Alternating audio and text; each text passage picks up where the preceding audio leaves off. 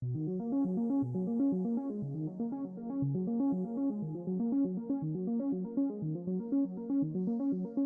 à toutes et à tous.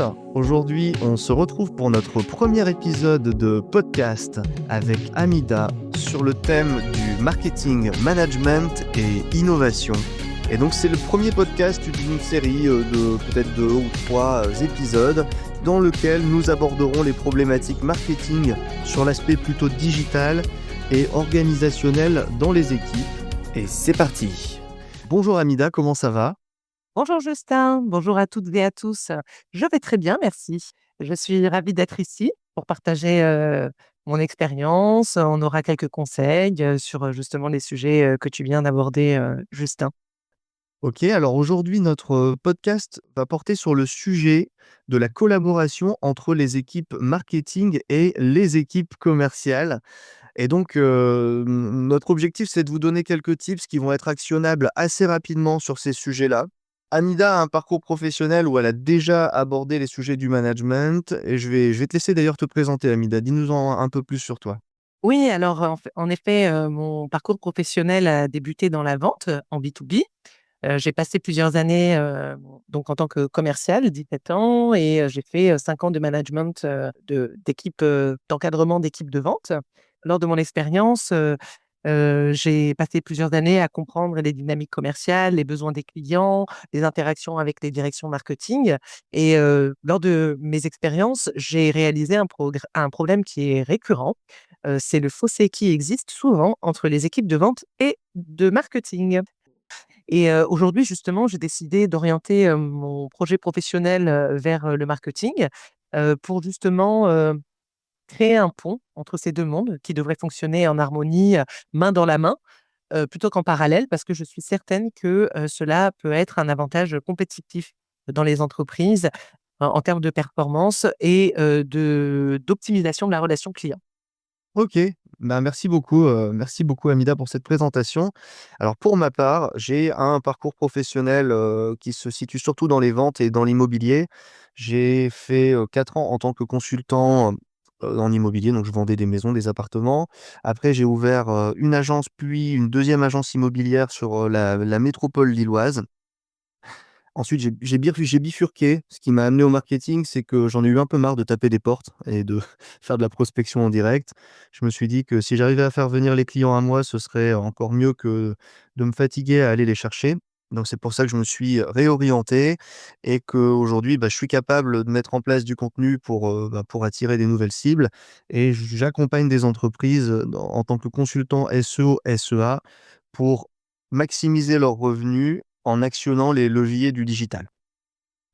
Alors, on peut commencer si tu veux, Amida. Donc, est-ce que tu peux nous expliquer qu'est-ce qui est important? Pourquoi c'est important d'aligner les équipes commerciales et le marketing et notamment dans le B2B? Oui, bien sûr. Alors, dans un environnement B2B, où les cycles de vente peuvent être longs, les processus complexes, l'alignement entre marketing et vente est un véritable levier de croissance. Et donc, lorsque ces 2 pôles travaillent ensemble, on observe souvent une augmentation des revenus. Cela peut aller jusqu'à 32 selon certaines études, et cela s'explique par la capacité, un, de générer des leads de qualité, 2, d'améliorer le taux de conversion, et 3, de raccourcir le cycle de vente. Donc lorsque le marketing et les ventes ne travaillent pas en silo, c'est tout le parcours client qui s'optimise. Ouais, ouais, je suis assez d'accord avec toi. Et qu'est-ce qui freine, de manière générale l'alignement entre, justement ces 2 parties de l'entreprise qui, en fait, normalement devraient avoir un objectif plutôt commun? Alors il y a plusieurs, raisons. Souvent, d'ailleurs, c'est la divergence, des objectifs, hein. C'est le marketing est généralement, jugé sur le nombre de leads générés, alors qu'à contrario, les équipes, commerciales sont évaluées sur le chiffre d'affaires réalisé. Donc tu vois, là, cette différence de critères, crée des tensions, et cela peut mener à des incompréhensions, sur ce qui constitue réellement, un lead qualifié. Tu vois, un lead, qualifié pour le marketing, ça va être, un lead, où on a, toutes les informations, du client, on a une demande, qui arrive. sur le CRM, par exemple, alors que pour un commercial, un lead qualifié, c'est, une opportunité, un prospect qui est prêt, presque, entre guillemets, à passer la commande, en fait. Enfin, en tout cas, quelqu'un qui a un réel besoin et qui est prêt, à transformer. Et est-ce que les équipes sont enclines justement à mettre en place, des opérations pour s'améliorer et pour travailler entre elles? Non, c'est vraiment très compliqué justement, il y a une vraie, résistance au changement, les équipes peuvent être, réticentes à modifier leurs habitudes. Là, la solution, c'est d'impliquer dès le départ tous les collaborateurs, et de démontrer rapidement, des résultats tangibles pour instaurer la confiance, de ces équipes. Bah, surtout qu'entre elles, je veux dire, ils travaillent pas forcément dans les mêmes bureaux, au même endroit, donc ils se fréquentent parfois que très peu, en fait. Ils se connaissent pas bien. Tout à fait et puis avec le télétravail, ça arrange moins les choses, hein, je dirais, c'est vrai qu'il y a aussi le fait que les équipes, commerciales soient, souvent sur le terrain, que ce soit, dans des PME ou dans des grandes entreprises. Donc c'est vrai que ça n'arrange pas les choses, ça ne facilite pas les choses. Il y a aussi, quand même, il faut le souligner, la méfiance entre les services. Les équipes parfois se rejettent, mutuellement la responsabilité de l'échec de du résultat de l'entreprise. Donc ça aussi, ça peut être, un des freins pour les entreprises, hein. Voilà, donc après on parlera des solutions par la suite, mais en effet, c'est un peu compliqué et surtout là, je pense que, il y a un réel problème parce que parfois, de manière individuelle, on a envie, mais si, derrière, il n'y a pas le top management, qui met de l'engagement, et des initiatives pour pouvoir, apporter du lead dans tout ça, en fait, pour, entraîner, et emmener, toutes les équipes, vers les mêmes objectifs, bah, ça aussi, ça peut être compliqué, hein. C'est parfois, dans le top management, ils sont pas forcément, au courant ou en phase avec ce qui se passe, de manière opérationnelle dans les équipes marketing et commerciales. Ouais, ouais, c'est pas faux. Alors moi, j'ai travaillé dans un réseau de franchise aussi. Nous, c'était un peu différent parce que tout le marketing était plutôt géré, en tout cas, il y avait un marketing global qui était géré vraiment dans les bureaux au siège et nous, on avait notre propre marketing à gérer aussi, en agence pour faire la promotion locale, de nos structures et il y avait parfois des divergences entre, les grandes lignes qui étaient données par le réseau et ce que nous, on pouvait appliquer, sur le terrain. Alors nous, en plus, on était dans l'immobilier, hein, donc une culture de la vente et du commercial qui est parfois un peu aussi éloignée de la culture du marketing et j'ai dû, moi, insuffler, dans mes équipes, l'idée de se montrer et donc voilà, tu parlais de top management, c'est sûr que d'elles-mêmes, les équipes, je pense qu'elles ne prennent pas forcément l'initiative de le faire. Mmh.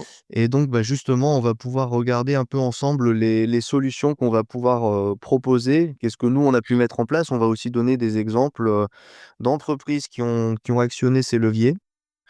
Maintenant qu'on a traité donc des problèmes, est-ce que tu peux nous parler de solutions que tu as, pu identifier ou mettre en place? Oui, tout à fait, donc je vais donner quelques conseils, pratiques actionnables, rapidement. D'ailleurs, on va les donner ensemble, hein.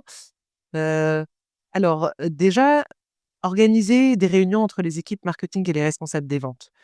C'est très important, cela apporte une dynamique entre les équipes et je sais justement, toi, tu as fait de la veille, je sais que tu fais de la veille par rapport à tous ces sujets-là. Est-ce que tu as trouvé quelques exemples d'entreprises justement qui ont, mis en place ce genre de conseils en fait, Oui, alors on a l'exemple de Blablacar. Blablacar, ils ont organisé des réunions croisées, mettre en relation donc les équipes marketing acquisition et les responsables des ventes. On a mélangé tout le monde. Chacun a donné ses conseils. Vous aviez les équipes, SEO, les équipes réseaux sociaux. Ça a permis de mieux comprendre les attentes, de chacun et puis déjà en fait, de simplement de commencer à nouer la relation, en fait. Parce qu'on disait tout à l'heure qu'il y avait des silotages, ils se croisaient pas beaucoup. Voilà, on les a mis ensemble dans une pièce, on a créé des échanges et rien que ça, par exemple, chez Blablacar, ça a généré donc une meilleure allocation du budget marketing, c'est-à-dire qu'on jetait beaucoup moins d'argent par les fenêtres et une augmentation de 15 des partenariats signés. Ouais, ça porte ses fruits, quoi, en fait, on le voit, hein. C'est là, en fait, on vous parle de solutions, mais Justin vient de nous apporter, des choses, concrètes, qui ont été mis en place, récemment, hein, en 2023. C'était il y a pas si longtemps, par une entreprise quand même qui est très connue en France, hein, Blablacar. Donc voilà, c'est vraiment une solution, facilement actionnée, dans vos entreprises actionnable, pardon, dans vos entreprises. Deuxième solution, c'est l'immersion des équipes marketing dans les points de vente. Donc là, concrètement, en fait, c'est d'envoyer vos équipes, en magasin, en fait, et ça leur permet, en fait, d'être, en face des clients et de mieux comprendre les attentes des clients, pour ajuster, par exemple, leur, contenu, hein, tout simplement. Donc juste ça, est-ce que tu aurais un exemple à nous donner, ou 2? Alors on a quand même l'exemple de Decathlon qui est assez, pionnier en termes de management, hein. Je suis pas très surpris de les avoir trouvés quand j'ai fait mes recherches. C'est quand même une boîte, on peut dire qui est à la pointe de tout ce qui peut se faire, en termes de gestion et cetera. Ce qu'ils ont fait en fait, c'est qu'ils ont fait passer leur responsable de marketing digital tous les mois, une journée en magasin. Ah oui. L'intérêt c'est quoi? Ouais, c'est qu'on rencontre le client directement, on discute avec les vendeurs qui aussi, faut dire ce qui est, sont en contact direct avec la cible. En fait, si on sait à qui on parle, on sait comment on doit lui parler. Ce que ça a généré, c'est une augmentation de 17 des taux de conversion des campagnes SEA, donc le référencement payant. De base, comme ça, on n'imaginerait pas qu'il y ait un impact aussi fort, mais juste en passant une journée par mois en magasin, ça a permis de vraiment balancer les bonnes publicités au bon moment, aux bonnes personnes. Ouais. Ouais, donc comme quoi c'est vraiment très important. Là, encore une fois, vous avez un exemple concret que Justin vient de nous présenter pour vous démontrer que voilà, quand, vous envoyez vos équipes marketing, sur, les points de vente, ça apporte, du résultat en termes de performance. Et on a Sephora aussi. Sephora qui a Ah. fait, qui a adopté le même système. D'ailleurs, je ne saurais que vous recommander si vous avez des équipes marketing et commerciales. C'est important que tout le monde bouge, ça varie un peu les journées, et ça fait gagner beaucoup à l'entreprise. Et là donc, pour Sephora, du coup, ça a été quoi très rapidement, Justin? Si tu peux nous dire ce qu'ils ont fait, mais surtout mettre l'accent sur les résultats pour Ouais. démontrer justement aux dirigeants, d'entreprises qui nous écoutent que vraiment c'est, des choses qui peuvent être faciles à mettre en place et qui peuvent apporter tout de suite de la performance, quoi. Bah, là, en fait, ils ont fait, quasi, la même chose. On a des responsables marketing qui vont passer une journée en boutique et là, en gros, pour parler un peu plus concret, ils ont identifié un intérêt pour les produits, alors clean beauty, alors je ne suis pas client Sephora, je ne saurais pas vous dire ce que c'est. Hein? Mais en gros, le responsable marketing est arrivé, il a vu des clients qui s'intéressaient énormément là-dessus. Il y avait des grosses têtes de gondole, les produits partaient très vite et donc ils se sont dit: «Bah, voilà, on va faire du contenu là-dessus et on va faire une opération marketing» et en gros, bah, augmentation de 25 de trafic organique sur les pages des produits clean beauty. D'accord, OK, ouais, pas mal. Mmh. Bah, quand même pas mal, hein, 25 du trafic organique, Bah, c'est ouais, c'est pas rien. En fait, on ouais, constate qu'il y a des choses qui marchent en magasin. Du coup, on va axer la stratégie en ligne et en fait, ça se vend bien en magasin et ça se vend bien en ligne. C'est une vraie harmonisation. ouais, c'est top, hein, c'est top. Et alors, maintenant qu'on va passer à une troisième solution qu'on vous propose, Justin et moi, à mettre en place, donc c'est, la double écoute téléphonique pour mieux comprendre les attentes des clients. Donc ça rejoint un peu ce que l'on disait sur, les points de vente, mais là, pour le coup, quand on n'est pas forcément, on n'a pas toujours la possibilité d'envoyer nos équipes sur le terrain, on peut aussi le faire par téléphone. Donc voilà, il y a aucun enfin, c'est facile, quoi. Enfin, vous pouvez le faire, en toute simplicité, à distance, via des appels téléphoniques. Tout à fait, il suffit d'aller passer un peu de temps, aux côtés enfin, sur le plateau des personnes qui récupèrent les appels. Par exemple, La Poste, ils ont instauré des sessions de double écoute. Ils ont envoyé en gros, bah, les services marketing au niveau chez les commerciaux. Et bah, là, 20 du taux de conversion des leads, quoi, donc les chiffres Mmh. parlent d'eux-mêmes. C'est vraiment, c'est voilà, mais ça paraît évident, en fait, quand on en parle, hein. C'est juste, faire interagir les membres de l'entreprise ensemble pour, bah, déjà harmoniser les relations, parce qu'il y a des personnes qui se connaissent même pas, c'est un peu dommage et aussi pour, bah, maximiser, les résultats financiers.